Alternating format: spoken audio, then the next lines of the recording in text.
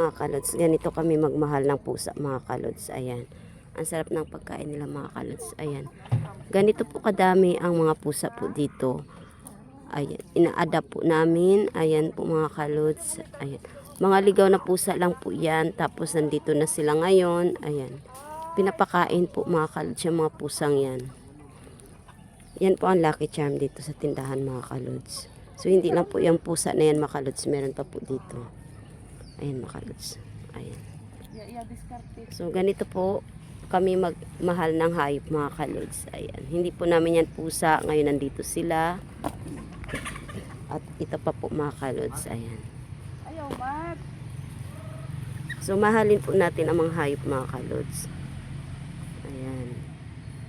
So ganito po ang pusa dito sa amin mga kalods. Pinapakain po namin mga kalods kahit hindi po namin pusa.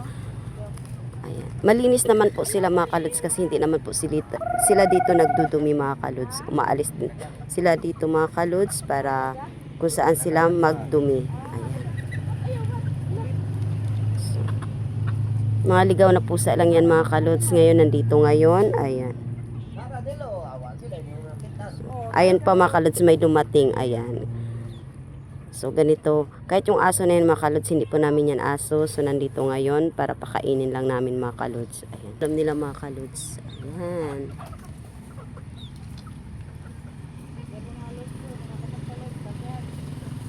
Ayan. So, ayan mga kalods.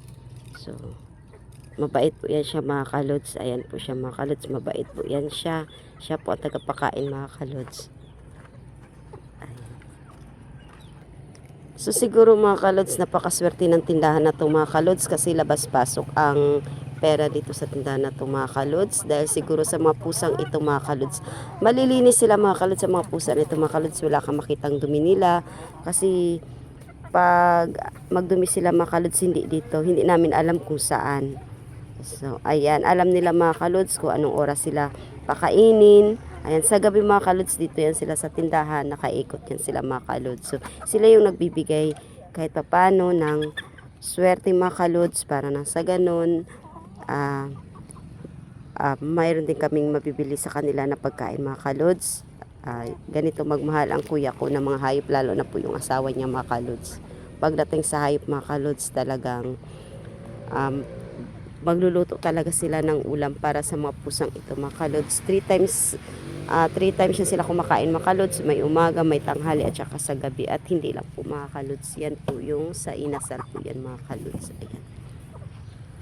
May nagdadala rin po dito ng pagkain mga kalods para sa kanila din mga kalods, mga kaibigan dito ng kuya ko na nagtatrabaho sa SM. Ayan. So yung aso na yan mga kalods, hindi yan dito. So yan pinapakain din po yan mga kalods. So 'di ba?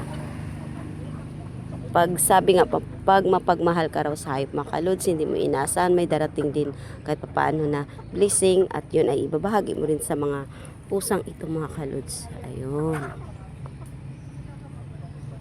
Ayun, so mga kalods, sige po, bye bye. Pinakita ko lang po sa inyo mga kalods kung ganito po kadami ang pusa dito na nagbibigay